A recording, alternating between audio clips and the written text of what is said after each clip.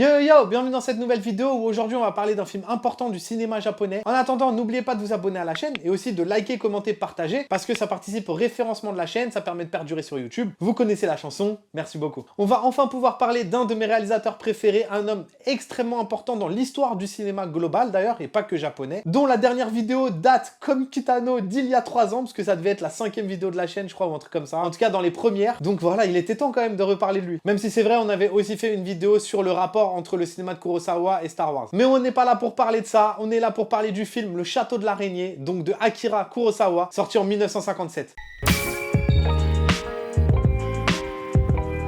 Dans le Japon féodal, Washizu et Miki rentrent victorieux d'une bataille. Sur le chemin du retour, ils se perdent dans la forêt. Ils finissent par tomber sur un esprit qui va prédire que Washizu va devenir seigneur du château de l'araignée et que ce sont les descendants de Miki qui lui succéderont. À partir de là, leur destin va chavirer. Comment ne pas parler d'Akira Kurosawa quand ça fait si longtemps qu'on n'a pas fait de vidéo sur lui? Réalisateur majeur du cinéma japonais, mais pas que, du cinéma mondial même, reconnu par ses pairs, par le public, par les critiques, Kurosawa est une porte d'entrée au cinéma classique japonais absolument magnifique. Il a su côtoyer tous les genres, du polar avec un chien enragé, au thriller avec Entre le ciel et l'enfer, aux films plus théâtraux comme Dodeskaden ou encore aux Jidaigeki par lesquels il se fait surtout connaître avec Rashomon, Les 7 samouraïs ou encore le film d'aujourd'hui, Le Château de l'Araignée. D'ailleurs, ce dernier a une place particulière dans la filmographie de Kurosawa. Déjà parce qu'il signe la première adaptation de son triptyque consacré à Shakespeare, puisque Le Château de l'Araignée est une adaptation de Macbeth. Il adaptera ensuite Hamlet avec Les Salauds dorment en paix, et je me remettrai jamais de ce titre, il est incroyable. Et enfin, Le Roi Lear avec son chef-d'œuvre absolu, Ran. Et ces adaptations seront toujours faites avec beaucoup de liberté, parce que les dialogues ne sont pas les mêmes. Il fera toujours des changements pour adapter l'histoire dans son contexte géographique et politique, mais les éléments les plus importants sont là, l'âme des œuvres de Shakespeare. Et aussi, sa trame, mine de rien. Mais pour revenir à où se place le Château de l'Araignée dans la filmographie d'Akira Kurosawa, son dernier Jidaigeki, Les 7 samouraïs, donc sorti 3 ans avant, en 1954, et le succès qu'il aura va ouvrir les vannes à billets de la Toho, qui va faire en sorte de lui donner toutes les finances possibles pour réaliser son prochain Jidaigeki, donc le Château de l'Araignée. Et Kurosawa va pas se gêner de bien en abuser, parce qu'il va faire construire le fameux château tout entier, oui, celui que vous voyez à l'écran là, sur les pentes du mont Fuji, parce qu'il voulait que le château soit incliné, et aussi pour le brouillard que lui fournissait le mont Fuji. Alors j'arrête pas d'utiliser un mot depuis tout à l'heure qui est le Jidaigeki. Juste pour info, c'est tout simplement les films historiques japonais. Alors je pourrais aussi vous parler de son acteur principal, Toshiro Mifune, qui est un de mes acteurs préférés, et qui n'a malheureusement pas fait un film très ouf en tant que réalisateur, mais bon, qui est d'un charisme et d'une présence et surtout d'un jeu absolument fou. La diversité de ce type, c'est juste une dinguerie en fait, mais on le réservera pour une prochaine vidéo, parce que là, on va plutôt parler de l'actrice qui joue la femme du personnage de Toshiro Mifune, Izutsu Yamada. Une très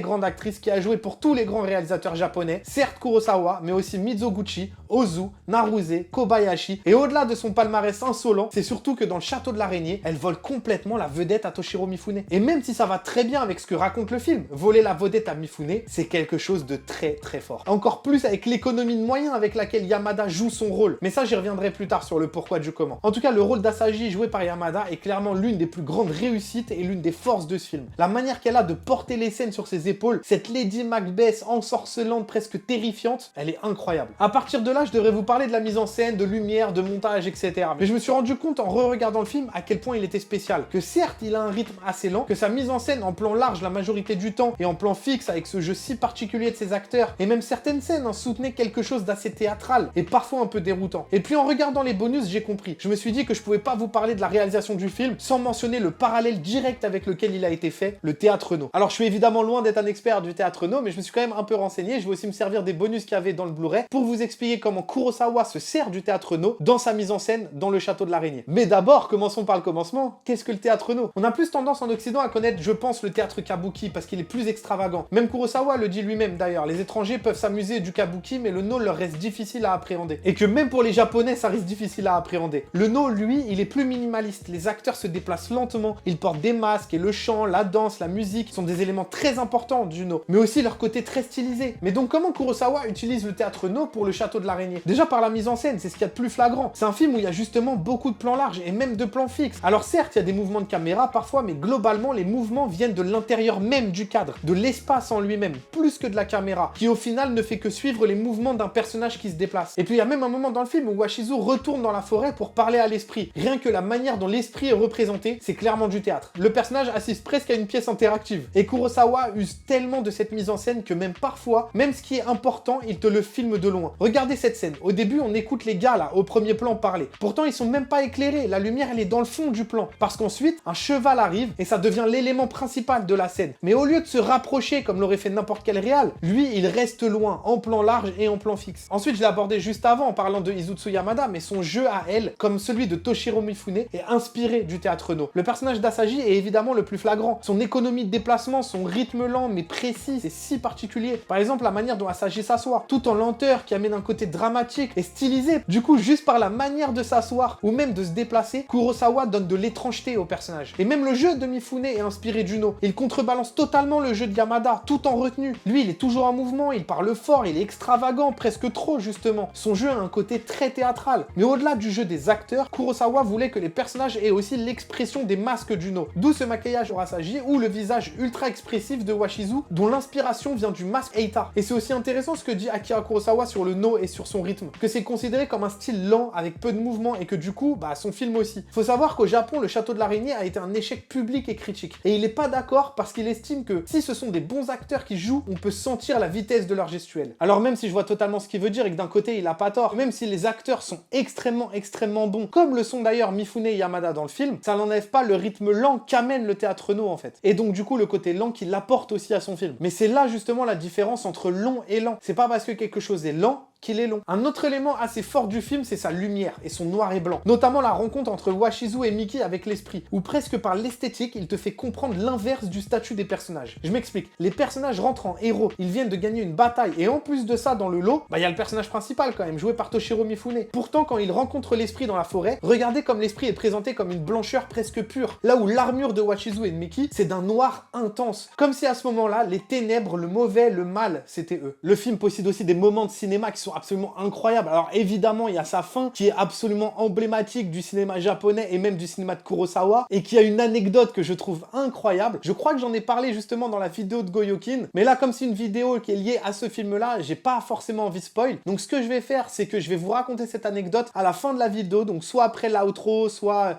Voilà, pour ceux qui ont vu le film et qui ont envie de découvrir cette anecdote. Alors c'est absolument pas pour que les gens restent à la fin de la vidéo, même si c'est une sacrée technique de youtubeur ça, mais bon. Bref, il y a aussi des scènes où le personnage de Toshiro Mifune, Washizu, pète complètement un plomb, et c'est juste magnifique à voir de bout en bout. Donc rien d'ailleurs que pour ces scènes-là, le film il mérite d'être vu. Le travail sur ce film est profond, que ce soit par le jeu des acteurs, les costumes aussi, la mise en scène, la lumière et l'utilisation du noir et blanc. Tout est au service de son histoire et de son propos. Parce que Kurosawa, au travers de l'adaptation de Macbeth, transposée dans le Japon féodal, explore les profondeurs de l'humain, ses vices et ses défauts. Et tout est résumé au début du film avec la rencontre de l'esprit. Et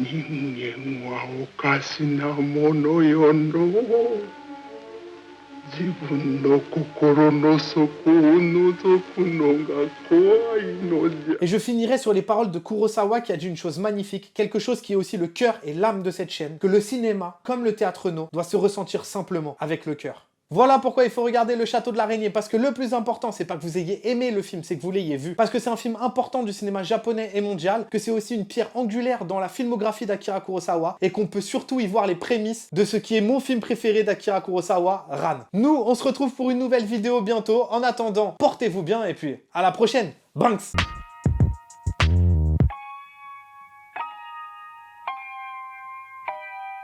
Alors je vais juste vous raconter du coup vite fait l'anecdote de la fin du film, c'est quand il se fait tirer dessus par des flèches. Et ben ce sont de vraies flèches et on lui tire vraiment dessus. Alors au bout des flèches c'est des aiguilles un peu plus grosses que des aiguilles à coudre, mais quand même elles étaient aussi guidées par des fils de pêche et grâce à la triche du cinéma et des focales, on a l'impression qu'elles sont tirées juste à côté de Toshiro Mifune. Bon même s'il y a des plans, c'est à côté quand même.